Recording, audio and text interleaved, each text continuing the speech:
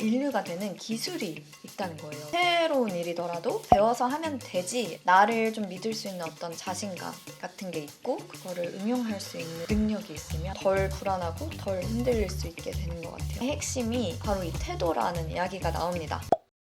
안녕하세요 여러분, 잉입니다. 오늘은 독서는 여행으로 책 한 권을 소개해드리려고 합니다. 사이토 다카시의 인류의 조건이라는 책이에요. 저는 이렇게 우리가 마케터에서 인류라고 떠올릴 수밖에 없는 알로하 잉님께 이런 특별 띠지도 선물을 받았는데요. 뇌과학 전문가인 박문호 박사님께서 20대로 돌아가면 읽을 한 권의 책으로 추천을 해주셔가지고 유튜브에서도 굉장히 화제가 됐었던 책입니다. 이 책이 절판이 되었었다가 거의 18년 만에 다시 나온 책이에요.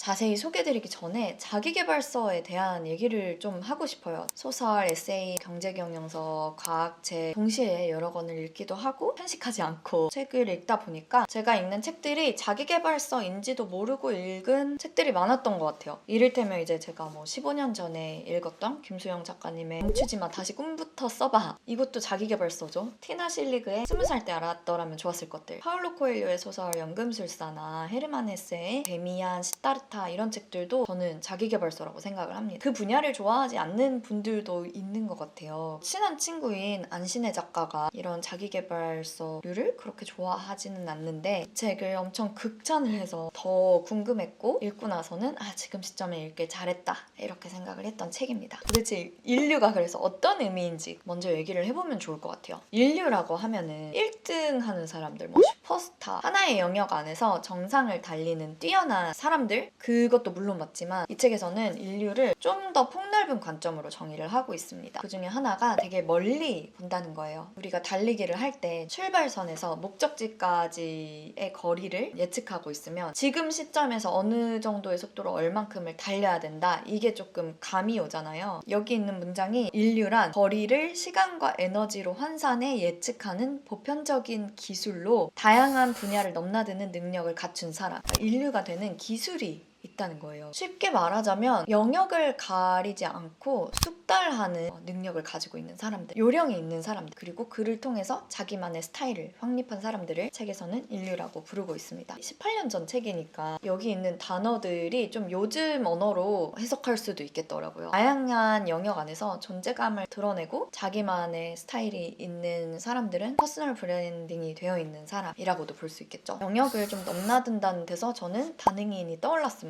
되게 빨리 배우고 어느 정도 자기가 만족할 정도의 이거를 되게 빠르게 딱 습득하고 나면 또 다른 영역에서도 그 일을 할 수 있는 사람들, 이런 사람들이 되게 제 주변에도 많고, 그렇게 하다 보니까 새로운 일이더라도 배워서 하면 되지 라는 나를 좀 믿을 수 있는 어떤 자신감 같은 게 있고, 그 이유가 숙달의 비결, 그걸 알고 있기 때문이었구나 라는 생각이 들었습니다. 요즘 시대가 AI도 나오고 챗GPT도 나오고 빠르게 변화하는 시대에 무엇이든 나의 것으로 만들고 그거를 응용할 수 있는 능력이 있으면 덜 불안하고 덜 흔들릴 수 있게 되는 것 같아요. 먼저 첫 번째가 훔치는 힘. 무엇이든 창작하기 위해서는 일단 훔쳐라, 너무 자주 들어왔던 내용이에요. 제가 알고 있는 내용임에도 불구하고 조금 다르게 다가왔어요. 이 책에서 기술을 훔치는 힘이라는 거는 모방과는 다릅니다. 겉모습만 따라하는 모방이 아니라 내 스타일이 만들어지기 전까지는 정말 잘하는 사람들, 내가 좋아하는 사람들의 것들을 따라하면서 성장하는 게 되게 큰 것 같아요. 암묵지라는 개념이 나와요. 개인의 기술이나 경험 속에 숨어 있지만 말과 글로 표현할 수 없는 지식이나 능력, 잠재적인 지식을 말하는 건데 이미 뭔가 체화되어서 나오는 본능적 차원까지 넘어가는 것 같아요. 이 말이 되게 좋았고 공감이 갔던 게, 그냥 단순히 따라하는 게 아니라 그거를 너무 많은 시간 동안 연구하고 여러 사람들의 것들을 보고 배우고 내가 직접 해보고 하면서 자기만의 스타일이 그런 식으로 확립이 된다고 생각하거든요. 그래서 처음에는 이렇게 따라하다가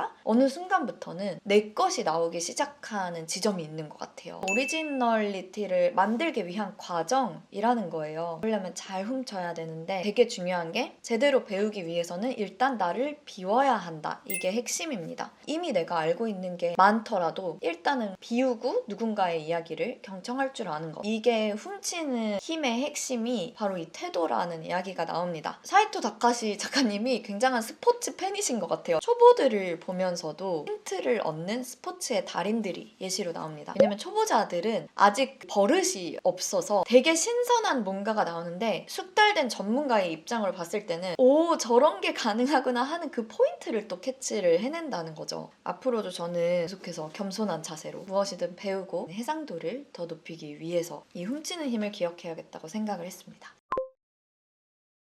요약하자면 이 단어 하나로 인생이 바뀔 수 있다는 거예요. 결국 이 맥락 속에서 핵심을 파악하는 능력이라고 생각을 합니다. 이 영상을 통해서 이 책을 요약하고 있는 것처럼 요약하는 힘이 생기면 할 수 있는 일이 정말 많아집니다. 시간이 걸리는 어떤 콘텐츠나 이야기나 뭐 이런 거를 보고 요약해서 나만의 콘텐츠를 만들 수도 있고요. 회의를 한다고 하면 불필요한 회의 시간을 되게 짧게 줄일 수도 있고, 발표를 하더라도 되게 깔끔하게 정리를 해줄 수도 있습니다. 다른 사람들의 시간을 아껴주고 할 일을 명확하게 만들어주기 때문에 저는 요약하는 힘은 리더들에게 꼭 필요한 역량이라고 생각이 듭니다. 저는 이제 앞으로 강연을 하거나 실용적인 정보 위주의 글을 쓸 때 요약하는 습관을 좀 더 밖으로 더 많이 꺼내야겠다, 이런 생각을 좀 더 의식적으로 하게 됐습니다. 요약을 잘하기 위해서는 질문을 잘 던지는 질문력 도 되게 중요한데요. 이 부분에 대해서는 또 이야기가 많아서 이 책을 한번 읽어보세요. 마지막 조건.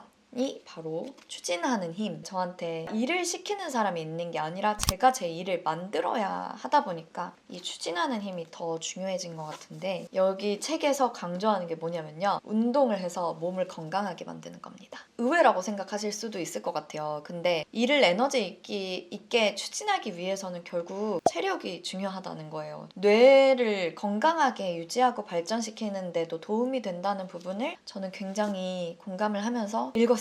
무라카미 하루키 작가님이 달리기를 엄청 사랑하시기로 유명하죠. 그래서 달리기에 관한 책도 있고, 글쓰기 습관 자체가 이제 달리기랑 엮여 있는데, 새로운 뭔가를 기획하고 추진해보고 지금 하고 있는 일들을 지속하는 힘을 만드는 게 건강한 몸과 마음이라고 생각을 합니다. 또 제가 재밌었던 부분은 동경하는 마음이 팁으로 나옵니다. 동경하는 마음이랑 수집이 중요하다는 이야기가 나와요. 이거는 저의 언어로 바꿔서 표현을 하자면 누군가를 좋아하는 마음과 덕질이 결국 이래도 도움이 된다는 겁니다. 너무 멋있다, 나도 저런 멋있는 뭔가를 하고 싶다, 어떤 의지가 생기고 그로 인해서 이제 추진을 하게 된다는 거죠. 이 책을 추천한 이제 뇌과학 전문가인 문문호 박사님은 자기계발서에서 한두 가지 내용만 기억을 해도 삶의 방법이 달라진다고 말씀을 하십니다. 저는 이 책 읽고 사실 바로 다음날 달리기 시작했고요. 제 몸과 마음을 건강하게 지켜주는 리추얼들은 지켜나가 보려고 합니다. 방금 말씀드린 일들이 효율성이랑 거리가 멀다고 느껴질 수 있는데, 이런 것들이 오히려 제 효율성을 높여주고 숙달을 향해 가는데 좀 도움이 된다는 것을 저는 오히려 이 책을 통해서 한 번 더 확인할 수 있었고요. 다음에 또 새로운 책으로 찾아오도록 하겠습니다. 그러면 또 만나요. 안녕.